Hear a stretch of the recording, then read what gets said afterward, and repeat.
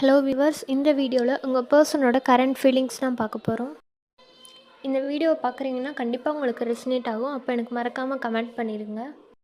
2 பேருமே ஒரு செப்பரேஷனில் இருப்பீங்க. உங்கள் பர்சன் இந்த செப்பரேஷனை நினச்சி நைட்டெல்லாம் ரொம்பவே அழுகுறாங்க.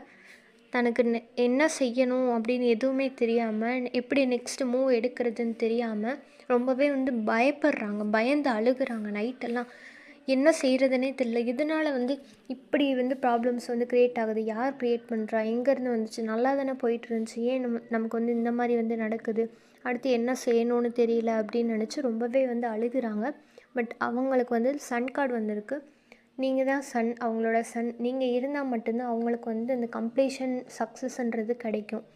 நீங்கள் அவங்க கூட இருந்திருக்க அந்த டைம்லலாம் அவங்க நினச்ச எல்லா விஷயமும் பாசிபிளாக இருந்திருக்கு, எல்லாமே கிடச்சிருக்கு. இப்போ நீங்கள் இல்லைன்ற அந்த மிஸ்ஸிங் எனர்ஜி ரொம்பவே அதிகமாக இருக்குது. உங்கள் கூட ட்ராவல் பண்ண அந்த இடம், நீங்கள் 2 பேரும் ஒன்றா சேர்ந்து போயிட்டு வந்த அந்த இடம், அதெல்லாம் அவங்க ரொம்பவே மிஸ் பண்ணுறாங்க. நெக்ஸ்ட் டைம் அந்த வழியாக போகும்போது உங்களோட ஞாபகம் அதிகமாகவே வருது.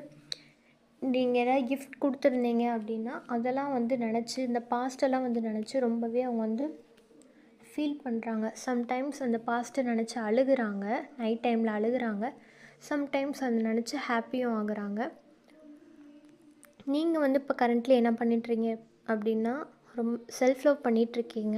நீங்கள் இப்போது இந்த எனர்ஜி வைஸ் பார்க்கும்போது ஃபெமினின் எனர்ஜி தான் ரொம்பவே இதில் அதிகமாக காயப்பட்டிருக்குது. ஸோ ரொம்பவே நீங்கள் காயப்பட்டிருக்கனால நீங்கள் யூனிவர்ஸை கெட்டியாக பிடிச்சிக்கிட்டீங்க, மேனிஃபெஸ்டேஷன் பண்ணுறீங்க. அது உங்களுக்கு செம்மையாக ஒர்க் ஆகுது. குவைட்டாக அமைதியாக இருந்து தனக்கு என்ன தேவையோ அதை யோசித்து நீங்கள் இப்போ மேனிஃபெஸ்ட் பண்ணுறீங்க. அது செம்மையாக ஒர்க் ஆகுது. அதுதான் உங்களுக்கு உங்கள் பர்சன் உங்கள் கிட்டே வர்றதுக்கு ஹெல்ப் பண்ணுது. உங்கள் பர்சன் இதை எல்லாத்தையும் முடிச்சுட்டு திரும்ப புதுசாக ஃபஸ்ட்டு இருந்து ஸ்டார்ட் பண்ணலாம் அப்படின்னு சொல்லி நினைக்கிறாங்க.